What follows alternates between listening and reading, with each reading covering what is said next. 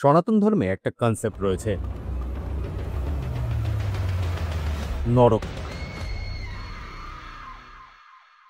আমরা সকলেই বড়দের থেকে শুনেছি মানুষের প্রতিটি কর্মের একটা ফল আছে। ভালো কাজ করলে স্বর্গপ্রাপ্ত হয়, আর পাপের ফল হয় নরক। কথাটি প্রায় সকল ধর্মের মানুষই মানে। কিন্তু আপনি কি জানেন এই যে নরক, এরও বিভিন্ন ধরন রয়েছে? চ্যানেলটি সাবস্ক্রাইব করুন বলছি। মৃত্যুর পর আত্মাকে যমরাজের দরবারে নিয়ে যাওয়া হয়। সেখানে চিত্রগুপ্ত তার সব ভালো মন্দ কাজের হিসেব যমরাজের সামনে তুলে ধরেন, এবং তারপর শুরু হয় বিচার। গরুড় পুরাণ এবং ভাগবত পুরাণে 28 ধরনের নরকের বর্ণনা আছে।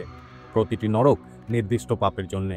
যেমন, যারা মিথ্যা বলে তারা যায় তামিশ্র নরকে, হত্যা করলে যায় কুম্ভিপাক নরকে, যেখানে ফুটন্ত তেলে ডোবানো হয়।